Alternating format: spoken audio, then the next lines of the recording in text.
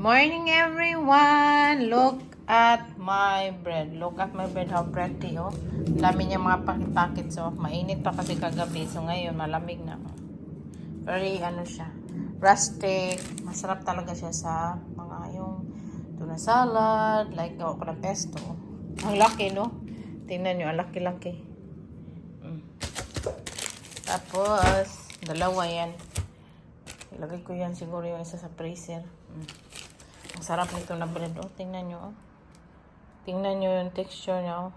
Sabi ni Saki, kaya sarap na sarap si Saki kasi mas masarap pa daw sa bakery, no?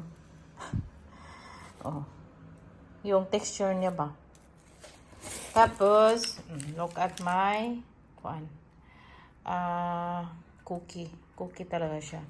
So, nagdala sa akin sa opisina, pinadala ko. Tapos, nagdala din siya ng bread. Kain tayo. Ito yung kainin natin today. Ang sarap. Kain. My breakfast time. So, syempre, yung homemade bread natin. Nag-slice na ako.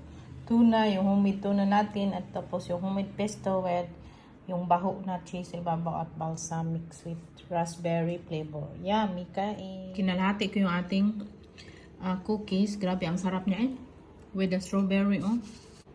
Hindi siya matamis. Very chocolatey. Yung parang kakao ba? Pait na. Basta masarap. Magluto tayo bago tayo magtrabaho, no? Yung lulutuin ko. Ito man lagi lutuan ko, no? Lutuan ko siya na isang bisis yan ng isda. So, magprada naman tayo ng isda. Lagyan ko lang siya ng sweet paprika at garlic powder tapos flour. Yan lang. Request talaga siya curry. So, may grilled veggies pa naman ako sa freezer. So, kinuha ko yung lutuin natin. Tapos, nagawa din tayo ng rice o biryani rice. Nilagyan ko lang siya ng cardamom, yellow curry, chili pepper, yung yung chili na sa pot, yung garapon. Tapos cardamom, cumin, oh. Kaya yan ang kulay niya parang yellow. Ang bango-bango, grabe ang bango. Tapos nilagyan ko pala siya ng ginger paste at lemongrass. Oh. Kaya yan. Gawin na natin yung lahat. Ginger, garlic, basta lahat na. Ang dami niya, no? Tingnan yung luto ko. Napabiyaan ko ba kay nagsampay ako. Ay, Diyos ko. Pero okay pa naman to. I-transfer ko na lang siya ng pan. Kuha ko ng yogurt sauce with mint. Lagyan ko lang siyang lime. Mamaya ko na siya lagyan ng asin pagkatapos siyang ma-puree para sa ating curry. Masarap. Refreshing. Pwede din to siya sa pwede din to siya sa mga shawarma, kung magawa ko sa bahay, or Mexican, lang siya, Greek yogurt, mint, at tapos lime. So, i-puree natin.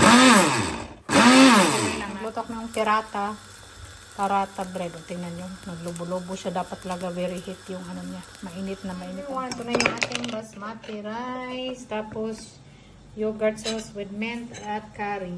Kain na dong. Magdali intang ko pirmi dong. I'm always in a hurry ba? Chook that, chook this, washing, hanging. Wow. But I still put it up. It smells good. Parata. Yeah. Kaon na. Kaon. Magkayod pa ta. Magtrabaho. So sa kami ni Saking kumain. So tapos na. Maga akong gumising today kay ako no? Dala ko ng diaper. Nag-general cleaning talaga ako kasi kahapon, day off natin. Tapos makit yung puson ko. Tapos dami ko rin ginawa.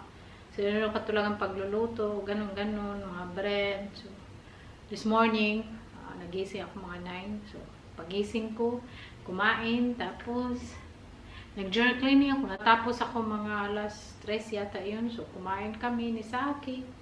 Tapos, ngayon, punta tayo sa trabaho. Maaga akong nagising kanina kasi for the first time, napaniginipan ko yung tatay ko na, yung ama ko ba. Kasi iniwan man kami nung maliit pa kami. Maiyak na naman tayo eh. Napaninginipan ko siya for the first time ba na talaga, yung panaginip ko is nanggingi siya sa akin ng sorry. Yun. Sorry siya. Tagal ko na naman siyang napatawag. Kasi nagkita kami nung pumunta ako sa Maynila. Nung process ko yung tourist visa ko nung first time ako pumunta dito sa Netherlands. So, pumunta kami sa bahay nila, kasama ko si Agatha, yung kapatid ko si April. Pumunta kami ng Maynila kasi pinasama ko sa April pag-process sa tourist visa ko. So nagkita kami doon, pinatawag ko na naman siya. Kasi ako yung tao na hindi nagtatanim ng galit bitaw. Kay para ayaw ko ding may kagalit, may kaaway, ayaw ko ng ganun kasi pag may kagalit ako or kaaway, na ma-stress din ako tapos hindi ako makatulog lalo na yung may kagalit ako sa mga kapatid ko or syempre normal lang naman yun magka-misunderstand yung mga kapatid mo no or magkaaway kayo minsan tapos ayaw ko ng ganun, gusto bati agad. Anyway, balik tayo sa tatay ko. So yun, napaginipan siya hingi ng sorry. Nagano ako ba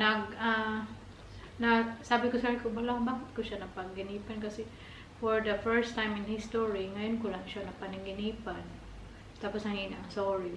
Sabi niya sa akin talaga kaya na kumain kami, very proud daw siya kasi ang dami kong ginawa, naglinis pa ako, nagluto pa ako, nagtube pa. Sabi ko ganyan talaga, dapat time management, hindi kang magpa-kuan-kuan. Ang laki ba niyan isa lang. Sabi ko, magka na ako doon. Dala ko to lagi kasi minsan siyempre yung pagkain doon very strong baklebo tapos mag-spray ako lagi kay ayoko din na very yung mabaho tayo kay minsan nandun tayo sa kusina tapos para amoy baby pa rin tayo mag-serve ng pagkain. Tawa naman tayo. Natin ang trabaho, my darling will take me there. Very good, my darling. Uy! It's really becoming a routine. Yeah, you always take me. Because your work is done and then I still need to work. Very oriented. It's becoming a routine. Yung police. Nandyan. Hindi ko alam. Ang ganda ng weather. Pero yung ibang close na no. Maglakad-lakad muna kami ni Saki dito kay maaga pa naman. Alas 5 pa. Tapos yung pasok ko 5:30. Magkuha daw siya ng cash. For me also. Dito may silo. Hindi na ako pupunta ng mga bingkol kay busy na ang peg. Walang ganda ito. Madali ay. Tingin tayo. Ganda to. Extra small lang. Noon, extra small tayo. Pero ngayon, taba naman. Wala nang malagyan taba. Punta na kami shortcut to. Ganda ng weather.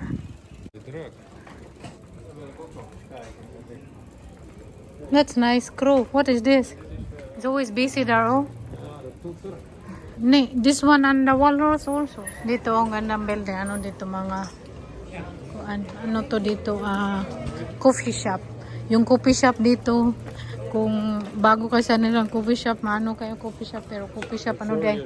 Yeah, makalipong. So, lagi ako, very sweet my darling. Kasi sabi niya, minsan na lang kaming magkasama. Minsan.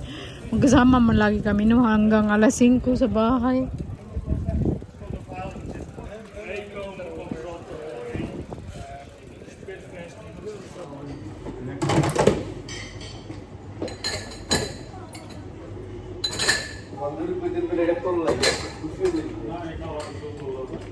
Nagano na ako na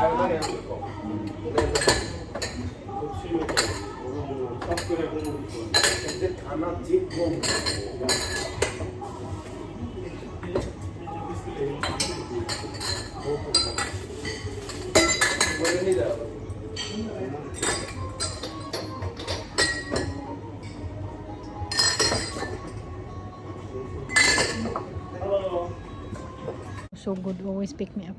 Uwi na kami. Nagsinaw atong agi, oy. Bili tayo ng ice cream. Ice cream ta!